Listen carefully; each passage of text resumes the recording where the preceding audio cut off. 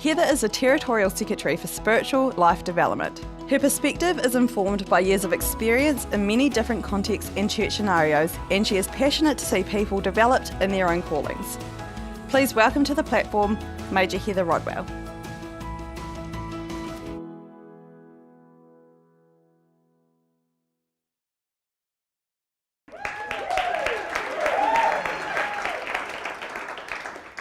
I have to let you in on something. I was asked to provide a photo for this conference and I totally forgot about it, and then I saw it when they used it, and then I saw it again in the brochure and I thought, oh God, no, that's okay. That's okay. Look, I've got to, before I start tonight, I have got to make up for a huge omission of last night. You will have noticed that when I was introducing myself and talking a bit about myself, I failed to comment without prompting that I was the core officer at Tāua Core. This great group of people who I get to journey with at the moment. But I wanted to share that with you tonight because it's actually relevant that I am the core officer at Tāua Core, because what's special for me is this is where I came to faith as a child at Tāua Core. And so it was as a 5-year-old when my family shifted to Tāua, when my parents had built a house, and my mum was down the street with her 4 kids. The primary leader, that's the preschool ministries leader of the day, tapped her on the shoulder and said, kids go to Sunday school. And that was the beginning of our journey. And although my had moved off to other parts of the church body, I remain in the Salvation Army, and I have no idea what it's about, except it's my home.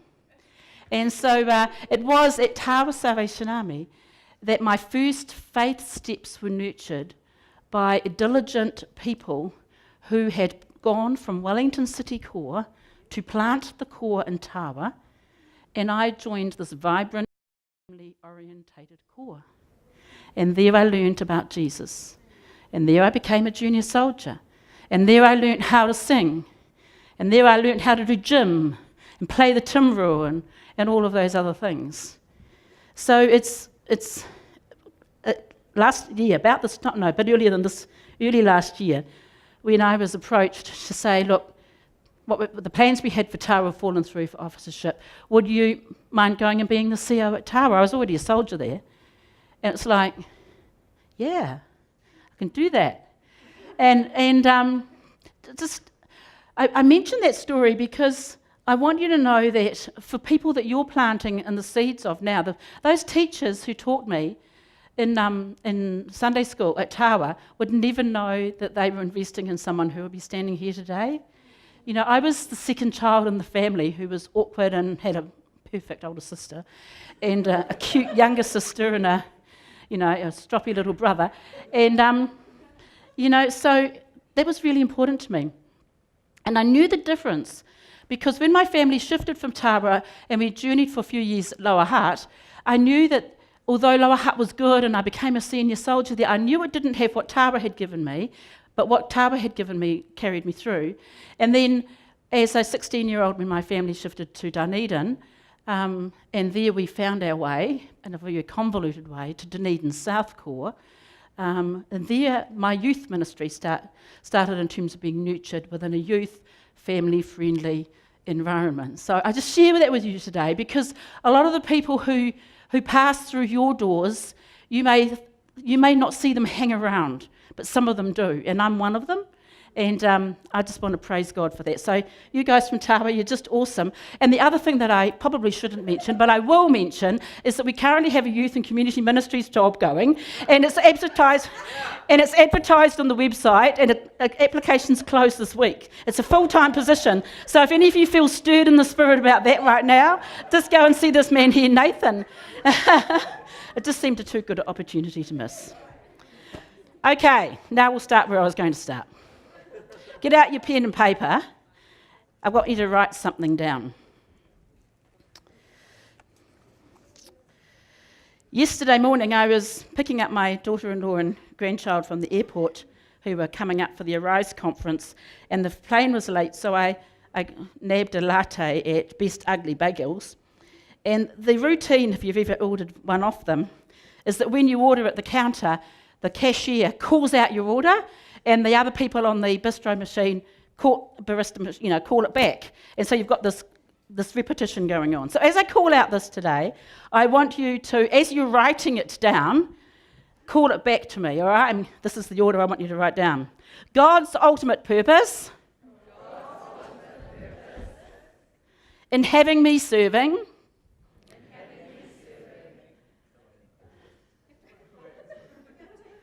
in youth children's ministry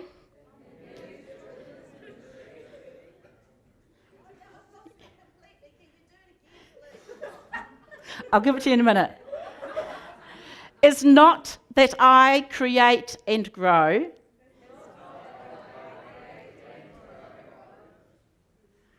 a fabulous, effective ministry. So this is what you've written down.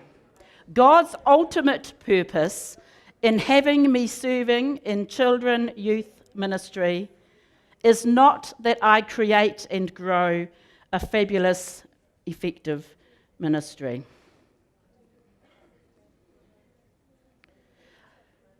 If this is true, what we want to consider tonight is what might be God's ultimate purpose in having me in children's or youth ministry. My active practitioner in children's ministries goes back to the 1970s and early 80s, which was before many of you were born, and that is really, really scary. But because of the story I've told you, you'll know that having active and effective children and youth ministry is really important to me. And my passion is to see others flourish in that. But I speak to you tonight from another angle, not as a current practitioner, but as on what might be God's intention for calling you into this ministry at this time. First of all, consider a typical day. Does any of this sound familiar to you? In your diary this morning, you've set aside prep time for this week's Kids Club, which will involve being at the core office and finalising the planning before you distribute it to your team. You're planning to go shopping for some of the things you need and for what the kids are going to make. And during that time, because you're passing, you plan to pop in to see some of the parents who've asked to see you actually because they want to, and you want to catch up with them because you're aware that stuff's going on in their family life and it would be good to touch base and find out if there's anything you can do to help. On arrival at the office, you find that the core administrator is sick. And so lo and behold, today you're going to be also answering the phone while you're there. Now, this isn't normally a problem because the phone doesn't ring that often. You can get your prep done in amongst it. And but about 20 minutes into your prep time, a call comes from one of the older members of your core. They want to speak to the core officer, and of course they are not around, or not available. And when they realise they're talking to you, they decided this is their opportunity to express their displeasure at the noise that the children are making on a Sunday morning that is so distracting during the meeting. And could the children also be told to stop kicking that ball around in the social hall? That needs to stop. Of course, being the holy person that you are, you provide polite responses to all of this phone call, this unwelcome intrusion. You hang up the phone and you pick up where you left off. You're still needing to get your planning done, finish it, get it distributed, get it out to everybody, go shopping for the things that's needed, and you're hoping that you'll still have time to see that parent as you had promised to. And that's just the first couple of hours of your 20 hours of ministry. The question is, what's happening here? Maybe what I've outlined isn't an exact scenario of what you experience, but you know the equivalent of what you planned in the day and what actually gets done can be poles apart.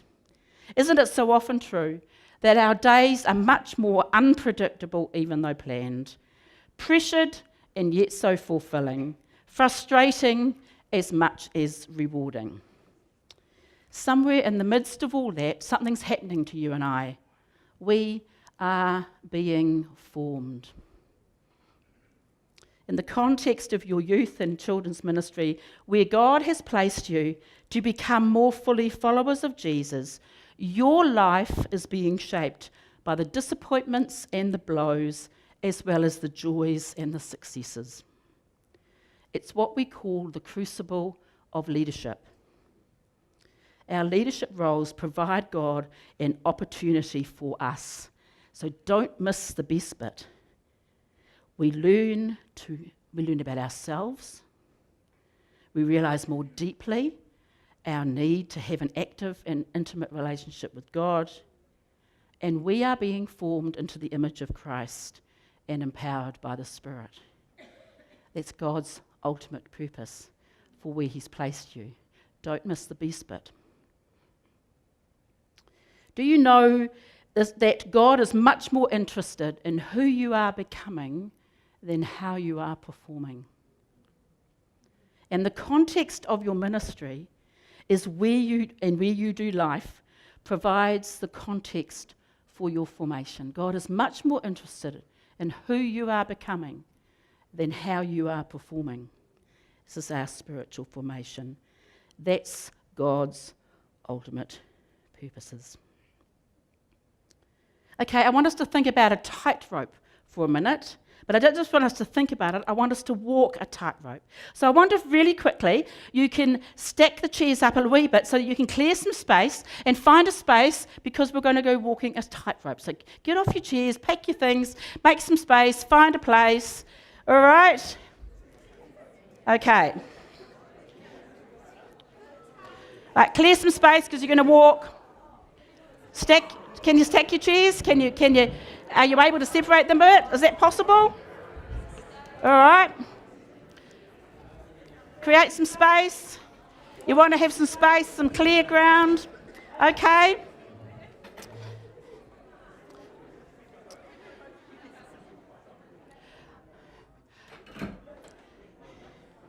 Now, at the start of a tightrope, you first have to climb to the platform above and get your balance. So can you get yourself in a place? I've never walked a tightrope, I'm unlikely to do it, but can you imagine if you've seen someone walking a tightrope, the whole of your body is involved, all right? You've got to keep that core really strong.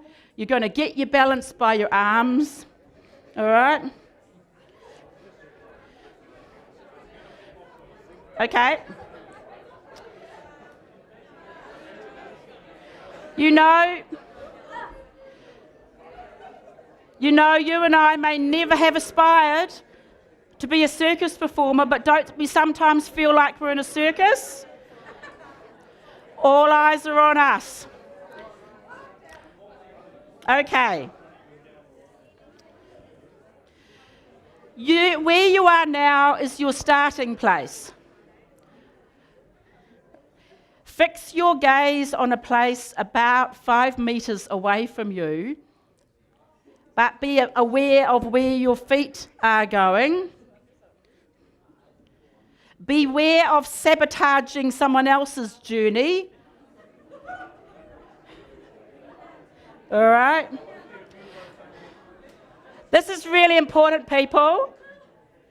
Really important that before you set off on your tightrope, that you breathe. Just be very aware of your breathing, all right?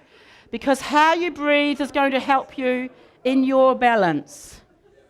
I want you to get an end point in mind about where you're going to head, and I want you to walk there as if you are on a tightrope. Watch out for others and let them past, or climb a chair, but all right?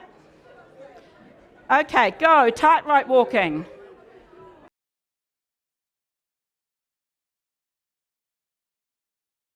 Okay, now we've got complete chaos. Sit down where you are.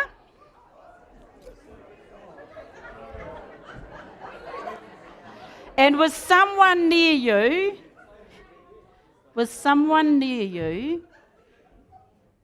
have a quick consideration of this question of whether the image of walking a tightrope is desirable or valid in leading ministry?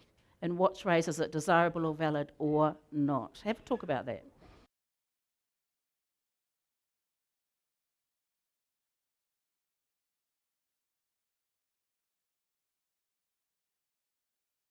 Give some further thought to that idea. Is walking a tightrope, the image of walking a tightrope, desirable or even valid for being in ministry?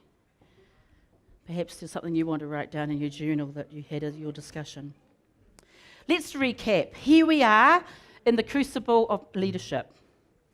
When gold or other precious metals are refined in a crucible, it's heated to an extreme temperature in order to remove all of the impurities. It's a purifying process. Finding ourselves in a crucible is not a comfortable place to be in, but it's a necessary place. Not comfortable, but necessary. I've suggested to you that God's ultimate purpose in calling you into your ministry is not simply to create programs and offer relationships that will build and grow and develop children and young people and their families, as good as that goal is. These things will only serve as the context to which you yourselves are being formed for God's purposes. So what qualifies you and I for such an honour as this? The answer might surprise you. Before I answer that question, we're going to have a think about the man Moses and take some lessons out of his life. With the person sitting next door to you, or a cluster of 2 or 3 of you, I'll give you 90 seconds to, between you, make a list of 10 random but significant facts about Moses. All right?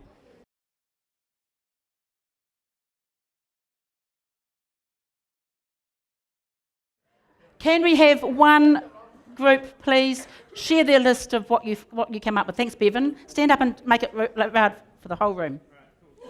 Okay, and as he's going, if you've got it on your list, cross it.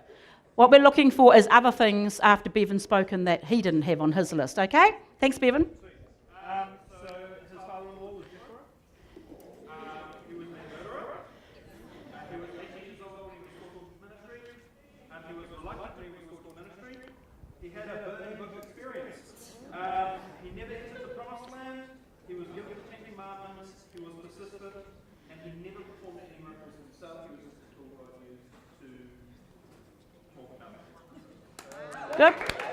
Okay, another group, someone else with another selection of things that Bevan didn't have. There's very little about Moses' early life in there. It was his ministry life. Who's got some things to add to the list? Random but significant facts about Moses. Come on, people. Yes, thanks. Stand up, stand up.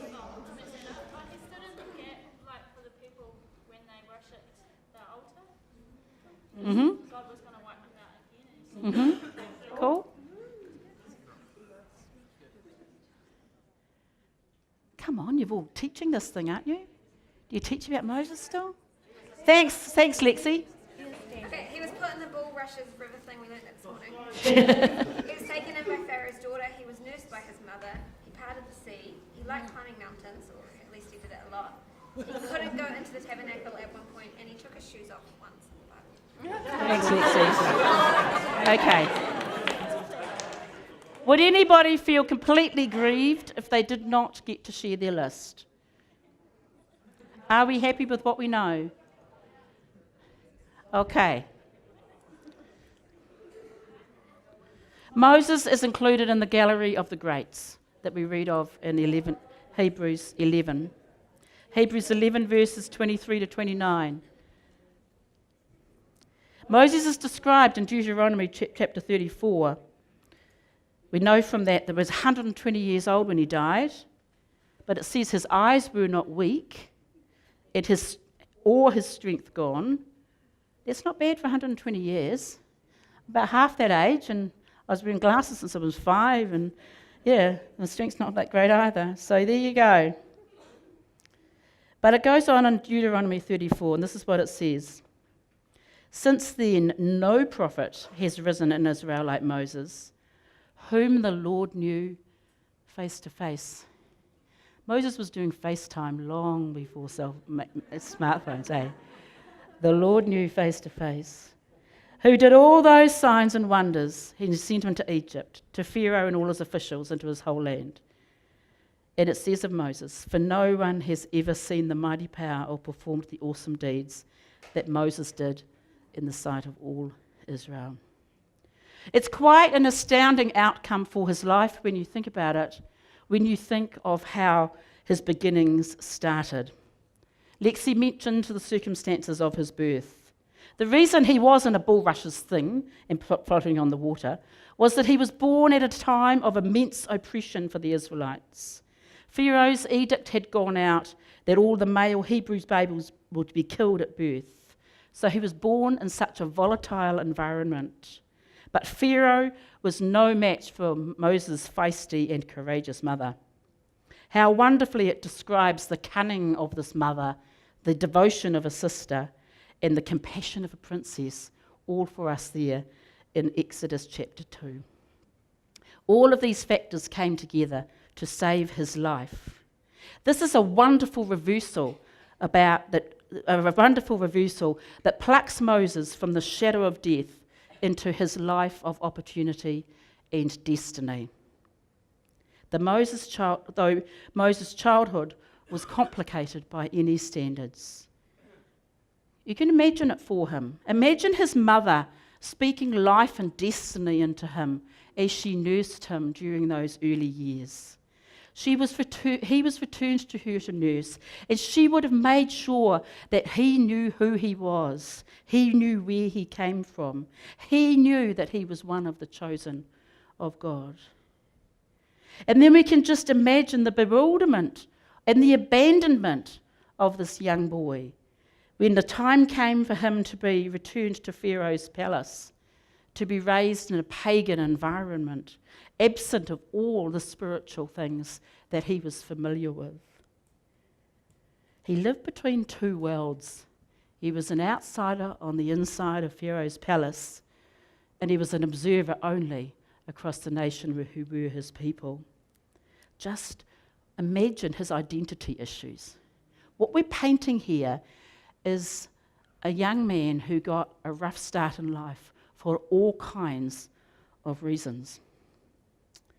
But with the resilience that we see exhibited in many children who have that kind of environment where home life is chaotic, where life switches along, there's a resilience that built in them. And they find ways of coping through this complicated, dysfunctional world in which they live. And Moses evidently found ways of coping because he made it to adulthood. But not surprisingly, he grew up to be a man who was angry and who was afraid. Angry and afraid. Perhaps you're thinking of someone as I'm describing the Moses story and say, I know someone like that. I know that story. Oh, I am that story.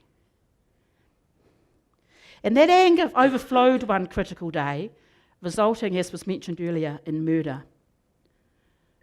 It's not an uncommon scenario.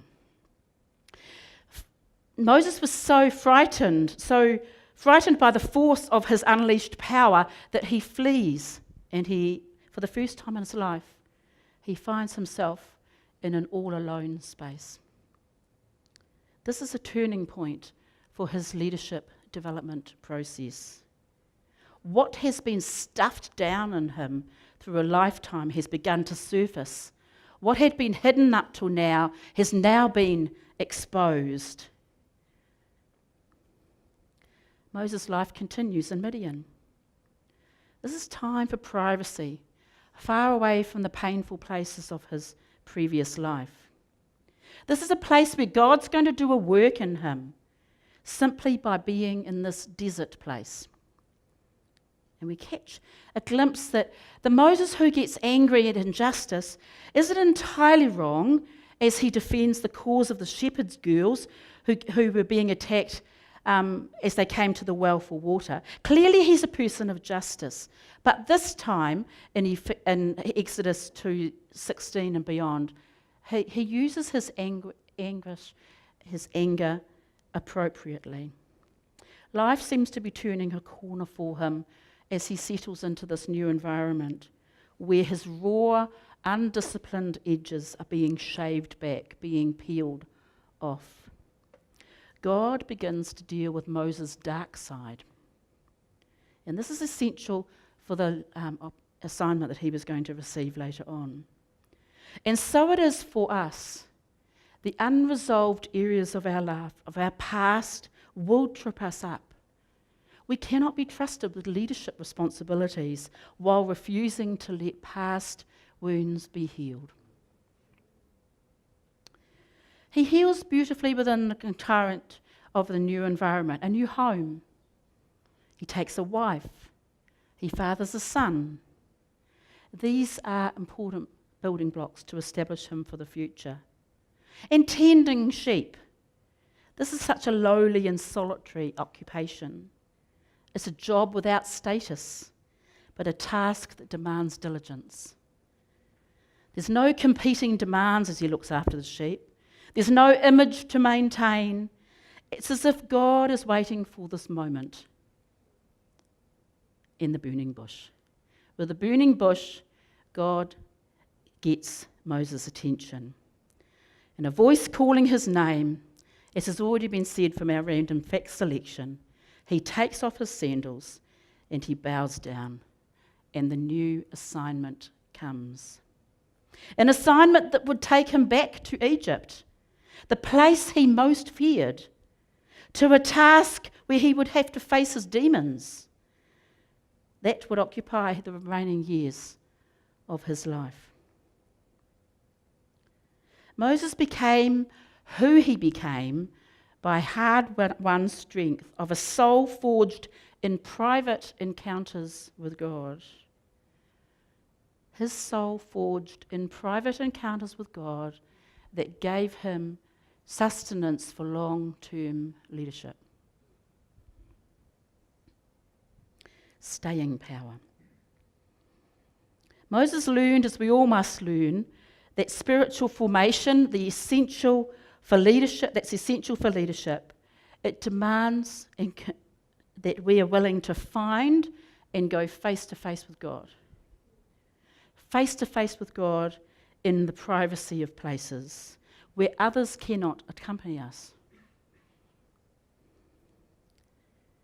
We see his formation was painful, was often confusing, it involved loss and brokenness. But breaking is necessary to the making. God remembers that we are dust. Sometimes we forget that we're made of clay. In 2 Corinthians 4, Paul speaks of it this way. He says, "We have a light shining in our hearts, but we ourselves are like fragile clay jars containing this great treasure. This makes it clear that our great power is from God and not from ourselves. We are pressed down on every side by troubles, but we are not crushed. We are perplexed, but not driven to despair. We are hunted down, but never abandoned by God. We get knocked down, but we are not destroyed. Through suffering, our bodies continue to share in his death, the death of Jesus, so that the life of Jesus may also be seen in our bodies." What an amazing passage of Scripture.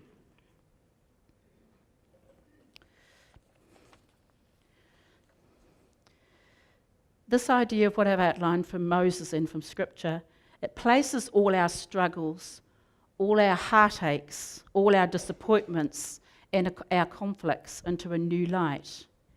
Anything that drives us to our knees, that causes us to remove our sandals and kneel, becomes our holy ground. It's not God's way that we lurch from crisis to crisis. It's a far better way that we establish patterns of regularly seeking God. This is a kind of habit that we see developed in Moses' life as he matured as a leader. He was the spiritual head of this nation, and as their representative, he alone met with God. The people caused him incredible exasperation repeatedly. They were an unruly mob, and they had hard hearts. But they became another instrument in Moses' formation. So think about the people that you deal with, the ones that exasperate you, the ones that delight you, the systems that frustrate you, the boring and routine tasks that take so much time. Think about your efforts that fail. They fail to bring about the desired results. But think about the places where it thrives. Perhaps you can recall behaviours that are more indicative than the old life than the new life in the people that you're ministering to and leading. And it seems to sabotage the progress that you really want to desire. All of these things, the people, the situations, the systems, the failure, all of these things are shaping you because God's got you in this context of leadership for his purposes. By any account, Moses' background was screwed up, to say the least.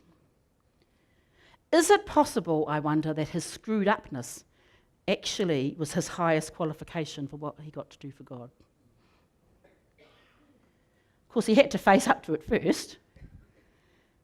But could it be that his screwed upness actually qualifies him rather than disqualifies him? That's got to be good news, eh? Yeah? I mean, I know that from my own story. You know it from parts of your story. It gives you hope for some of those young people who fail to seem to grasp it and get it. Those ones who are really testing your patience and undermining the success of that great lesson that you had planned. And all you can do is do classroom management. Based on how God chose Moses, we get a sense of why God chose us. He chose us because he loves us, and he chose us and we said yes. Our weakness and inadequacy, our woundedness and our struggles, they become the very things that qualify us for God's purposes. And they become the things that thrust us into intimate places with God. Our weakness and inadequacy, our woundedness and our struggles, they become the very things that qualify us when they become the things that thrust us into that intimate place with God. So in the crucible of leadership, Moses lasted because he allowed the leadership challenges to change him, to shape him, to draw him into a level of reliance on God that he may not have pursued had he not had the challenges. Some questions to consider. How are you being shaped and formed right now? What are the circumstances of your past or present? What circumstances of your past and present are putting the pressure on? Where is God in the picture?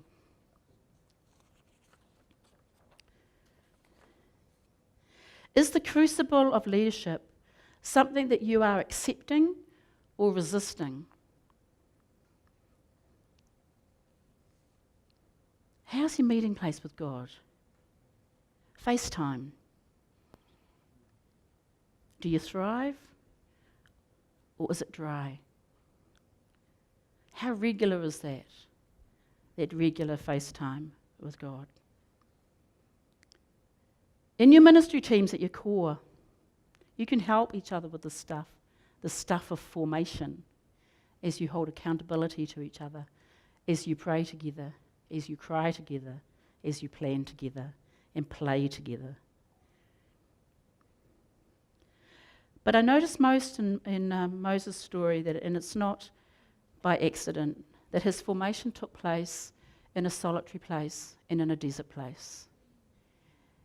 And if we are always in a place with others and never in a place of solitude, then God cannot effectively do this work in us.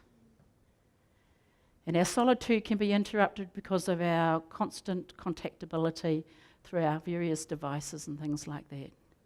So something we need to do as leaders is carve out the solitary place, carve out the silent place, carve out the time when it's just me and God. Strengthening the Soul of Your Leadership, a book by Ruth Haley Barton, says these words: those who are looking to us for spiritual sustenance, that's our children, our youth, and our parents, those who are looking to us for spiritual sustenance need us first and foremost to be spiritual seekers ourselves. They need us to keep searching for the bread of life that feeds our own souls, so that we can guide them to the places of sustenance in their own souls. Then, rather than offering the cold stone of past devotionals or regurgitated apologetics or someone else's musings about the spiritual life, we will have fresh bread from the oven to offer to them, to come from the place of our intimacy with God. Alex, I just wonder if you could just play gently for us. Just to consider God's word and what God may have been saying to you, the thoughts that have been going through your mind. I'm going to read a prayer. And one of the things that nurtures my life and can nurture yours is that place of just quiet reflection and total relaxation, hearing a prayer, hearing some music or whatever. So I invite you now just to take a really relaxed pose in your chair, get rid of the things out of your hands, relax your shoulders, just sit and as the music plays and as I pray a prayer, sometimes the posture helps. So sit reasonably upright, but relaxed, and have your hands open. It's kind of indicative to God to say, God, I'm here and I'm wanting to meet with you. And become aware, like we did with our tightrope, of how we're breathing. Because we're going to enter into this prayer, and Lord, this is just you and me, and there's not another 140 other people in this room. It's just you and me. And I'm going to read a prayer. And I invite you to just be aware of a word or a phrase that catches your attention. And at the end of me reading this prayer, we're just going to sit and not hurry. We're just going to invite the Holy Spirit to be in this place. It takes some time just to be rested in His presence.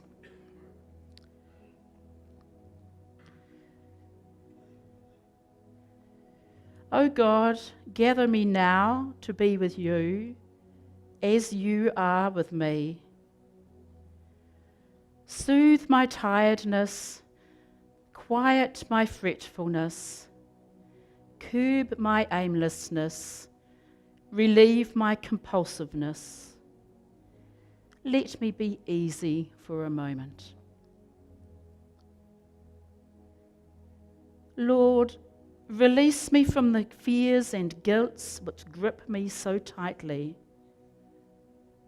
and release me from the expectations and opinions which I so tightly grip, that I may be open to receiving what you give, to risking something genuinely new, to learning something refreshingly different. O God, gather me to be with you as you are with me. Forgive me for claiming so much of myself that I leave no room for gratitude, for confusing exercises in self-importance with acceptance of self-worth, for complaining so much of my burdens that I become a burden, for competing against others so insidiously that I stifle celebrating them and receiving your blessing through their gifts. O God, gather me to be with you as you are with me. Keep me in touch with myself, with my needs, my anxieties, my angers, my pains, my corruptions, that I may claim them as my own rather than blame them on someone else. O Lord, deepen my wounds into wisdom. Shape my weaknesses into compassion. Gentle my envy into enjoyment. My fear into trust. My guilt into honesty. My accusing fingers into tickling ones. O God, gather me to be with you as you are with me.